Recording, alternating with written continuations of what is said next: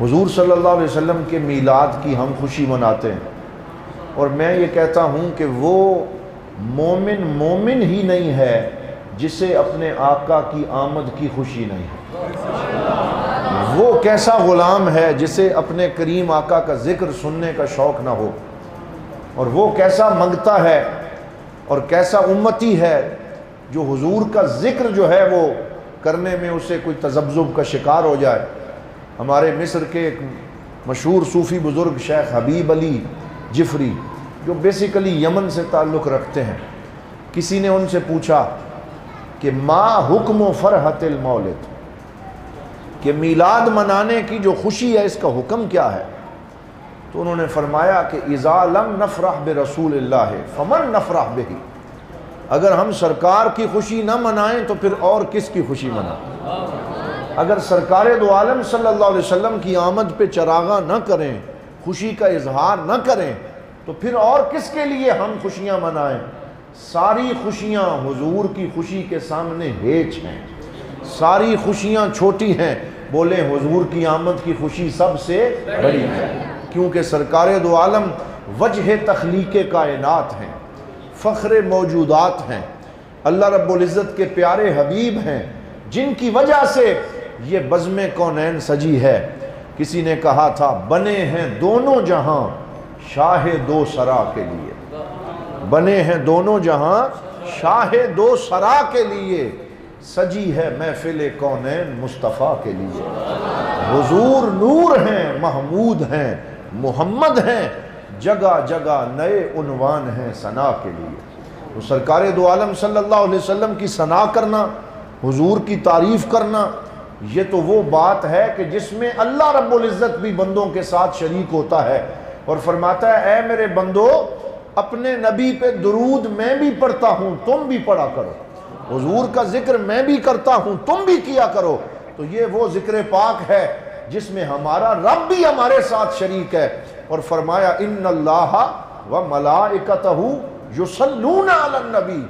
میں اکثر یہ شعر پڑھا کرتا ہوں، کسی شاعر نے کہا کرم جب آل نبی کا شریک ہوتا ہے، بگڑ بگڑ کے ہر ایک کام ٹھیک ہوتا ہے، اور درود آل محمد کی یہ فضیلت ہے کہ لا شریک بھی اس میں شریک ہوتا ہے۔ وہ جو لا شریک ہے، جو کسی اور کام میں شریک نہیں ہوتا ہمارے ساتھ، اور ہم اس قابل ہی نہیں ہیں کہ اس کے ساتھ شریک ہو سکیں، یہ اس کا کرم ہے کہ حضور کے درود کے معاملے نے اس نے ہم جیسوں کو اپنے ساتھ شریک کر لیا۔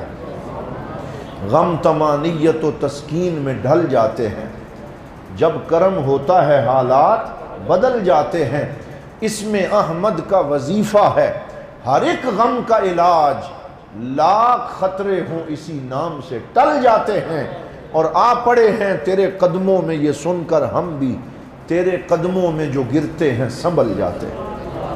گزشتہ دنوں میں نے سوشل میڈیا پہ دیکھا کہ کسی صاحب نے ایک پوری کمپین چلائی اور ایک میسج چھوڑا، شک پیدا کرنے کی کوشش کرتے ہیں۔ تو اس نے کہا جی میں نے بڑا ڈھونڈا لیکن مجھے ثبوت نہیں ملا۔ کس بات کا ثبوت نہیں ملا؟ کہتا ہے جی میلاد منانے کا ثبوت نہیں ملا۔ پھر 20 چیزوں کی لسٹ بنائی کہ قرآن میں دیکھا ثبوت نہیں ملا، بخاری میں دیکھا ثبوت نہیں ملا، مسلم میں دیکھا ثبوت نہیں ملا، اور ایسے وہ کہتا جاتا ہے اور کہتا ہے معمولات امت میں نہیں، صلحائے امت میں ثبوت نہیں ملا۔ تو میں نے اس کا جواب دیتے ہوئے اسے کہا کہ اگر تو نہ ڈھونڈنا چاہے تو تجھے تو خدا کے ہونے کا ثبوت بھی نہ ملے، یہ تو تیری مرضی کی بات ہے، تجھے توفیق نہ ملے تو تجھے تو خدا کے ہونے کا ثبوت نہ ملے، اور ثبوت ہر بندے کو نہیں ملتا، ثبوت اسی کو ملتا ہے جو اللہ والوں کے قدموں میں حاضر ہوتا ہے۔ جو کسی عاشق رسول سے دین سیکھتا ہے پھر اسے قرآن کی ہر آیت میں ذکر مصطفیٰ کا ثبوت ملتا ہے۔ قرآن تو جا بجا پکار کے اپنے نبی کے میلاد کا تذکرہ کر رہا ہے۔ کہیں ارشاد فرمایا جاتا ہے وَأَمَّا بِنِعْمَةِ رَبِّكَ فَحَدِّثْ، کہیں حکم ہوتا ہے قُلْ بِفَضْلِ اللَّهِ وَبِرَحْمَتِهِ فَبِذَلِكَ فَلْيَفْرَحُوا هُوَ خَيْرٌ مِّمَّا يَجْمَعُونَ، کہیں اللہ ارشاد فرماتا ہے لَقَدْ مَنَّ اللَّهُ عَلَى الْمُؤْمِنِينَ اذ بعث فیہم رسولا، کہیں اللہ تعالیٰ ارشاد فرماتا ہے اپنے پاک نبی صلی اللہ علیہ وسلم کے بارے میں وَإِذْ أَخَذَ اللَّهُ مِيثَاقَ النَّبِيِّينَ، تو کتنی آیات میں ثبوت موجود ہیں، لیکن وہ کہتے ہیں جی ہمیں ثبوت نہیں ملا۔ میں نے آج قرآن کی جو آیت آپ کے سامنے پڑھی ہے اس میں اللہ تعالیٰ نے کیا ارشاد فرمایا؟ هُوَ الَّذِي يُرْسِلُ الرِّيَاحَ بُشْرًا بَيْنَ يَدَيْ رَحْمَتِهِ۔ اب اس کی وہ تفسیر میں عرض کر رہا ہوں جو میرے پیر و مرشد حضور ضیاء الامت جسٹس پیر محمد کرم شاہ الازہری رحمۃ اللہ تعالی علیہ نے تفسیر ضیاء القرآن میں لکھی۔ آپ نے فرمایا اس کا ترجمہ سادہ سا تو یہ بنتا ہے کہ اللہ وہ ہے، بولیے اللہ وہ ہے، ہوا جہاں بھی آ جائے اللہ اپنی جانب اشارہ کرتا ہے۔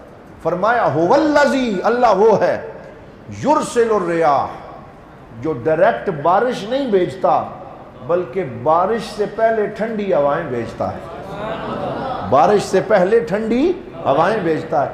ٹھنڈی ہوائیں آتی ہیں، وہ پیامی بنتی ہیں، ان کی آمد کے پیامی ہیں صبا کے جھونکے، تو پہلے آ کے وہ بتاتی ہیں کہ ہمارے پیچھے اب بارش آنے والی ہے، ابر کرم برسنے والا ہے، تو ٹھنڈی ہوا سے پتہ چلتا ہے کہ اس کے پیچھے بارش آ رہی۔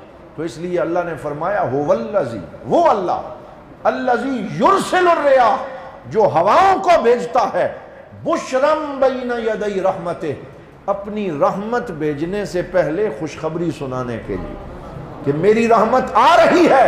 اس کی کیا تفسیر حضور ضیاء الامت نے فرمائی؟ تمام مفسرین کے حوالے سے آپ نے لکھا کہ یہاں یہ ہوا اور بارش مراد نہیں ہے، بلکہ اللہ یہ بتا رہا ہے کہ اللہ نے اپنی رحمت اور اپنا محبوب اور خاتم النبیین اور آخری نبی عطا فرمانا تھا اور ان کو بھیجنا تھا۔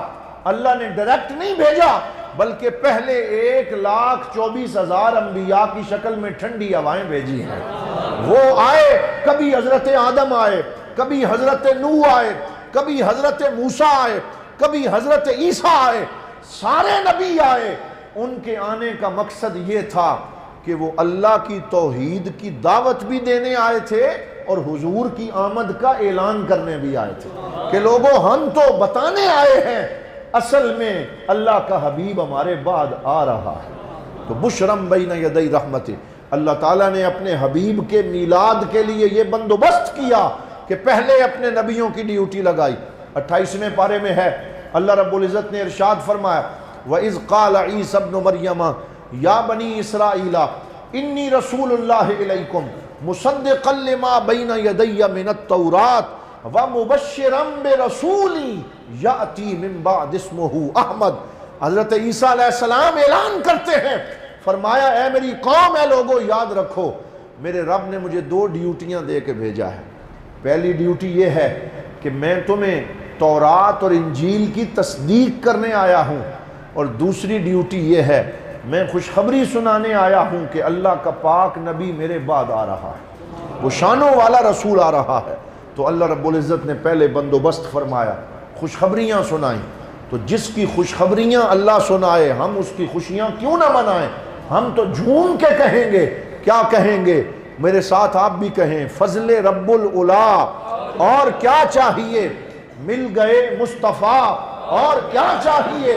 دامن مصطفیٰ، جس کے ہاتھوں میں ہو اس کو روز جزا، اور کیا چاہیے؟ کیوں کہوں یہ عطا وہ عطا چاہیے، ان کو معلوم ہے ہم کو کیا چاہیے، اور بھر کے جھولی میری میرے سرکار نے مسکرا کر کہا اور کیا چاہیے۔